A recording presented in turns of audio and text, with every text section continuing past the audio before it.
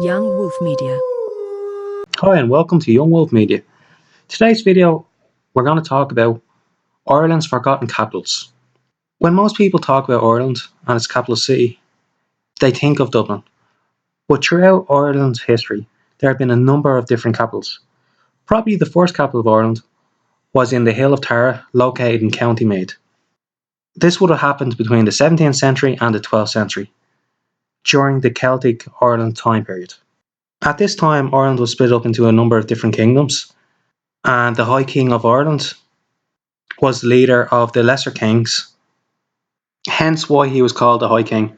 This system was very similar to the English medieval system of where you would have a king and then you'd have the lords underneath him. Now, one of the reasons I've heard that the Hill of Tara was chosen as the capital was because it was nearly the centre of Ireland, so it was easier for the lesser kings of Ireland to come to the High King if they needed to meet with him. Now, if you look at the map, it shows that the Hill of Tara was located in the Kingdom of Meath, which means the centre of Ireland in English.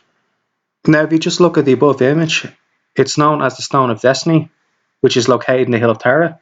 And as you can see, the stone seems to be pointing out to all directions of Ireland, which backs up the reason for why the Hill of Tara was chosen to be the kingdom for the High King. And the second city we're going to talk about is Kilkenny. In 1961, Kilkenny was actually the capital city of Ireland and remained the capital of Ireland for 9 years until Cromwell led a conquest into Ireland in 1949. In 1642, the Confederation of Kilkenny, also known as the Irish Catholic Confederation, was set up to govern Ireland. It created a green flag with a harp. Now, this is one of the most strongly recognised symbols of Ireland, and the harp on the flag wasn't the first time this was used. However, having the colour green with the flag was the first time that this was used.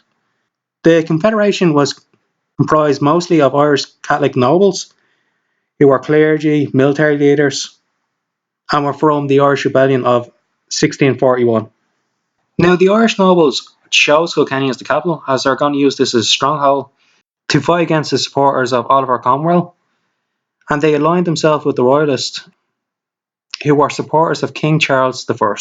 However, in 1649, Cromwell invaded Ireland and defeated the Irish nobles, and this brought to an end the Confederation of Ireland and Kilkenny as the capital of Ireland. Number 3, Carlow. Carlow was the capital of the Lordship of Ireland from 1361 until 1374. And this is surprising, as it is the second smallest county in Ireland, as you can see from the map. The son of King Edward III of England moved the exchequer from Dublin to Carlow Castle for the time during his Lordship of Ireland. As a result, Carlow became the capital of Ireland from that time period, and the town remained the capital of Ireland until 1374, when the exchequer was moved back from Dublin due to the instability of the area because of attacks by local Irish clans. Number 4, Belfast. Belfast became the capital of Northern Ireland, and the political entity of Northern Ireland was created by the 1920 Government of Ireland Act, which granted home rule but left the 6 counties in the north, which is now known as Northern Ireland, as part of the UK. This was mainly due to the unionist population who had opposed being included in the Home Rule settlements. Now, it's worth noting at the time, Belfast was Ireland's number 1 industrial city.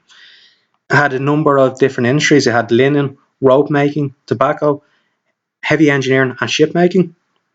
In fact, the biggest shipyard in the world was in Belfast, and this shipyard created the Titanic. It's also worth noting that for a short period of time, Belfast briefly overtook Dublin as the largest city of Ireland. An honourable mention: Cork City surprisingly was never the capital of Ireland, as I thought at one point they would have been the capital of Ireland due to having such a large medieval population, but however, it's not the case. It's interesting to note that the city slogan of the Rebel City originates from their support of the House of York in the War of Roses. People from Cork often refer to the city as the real capital, and this is in reference to their opposition of the Anglo-Irish Treaty in the Irish Civil War. Now I'm going to talk about the current capital of Ireland, Dublin. Now, the first time Dublin became the capital of Ireland was in 1171 during the Anglo-Norman invasion. And by the end of the 17th century, Dublin was the capital of the English-run Kingdom of Ireland. Now, during the 1790s, the British government was shocked by the events of the Irish Rebellion. In response to this, it created the Irish Act of Union in 1801, which merged the Kingdom of Ireland with the Kingdom of Great Britain, which meant that Dublin lost its political status as the capital of Ireland. And at the end of British rule in 1923, Dublin was once again the capital of Ireland, and it has remained this way since the current time. Now, I think one of the major reasons why Dublin is the current capital, and the reason why Dublin has been the capital city in the past, is basically just due to its location.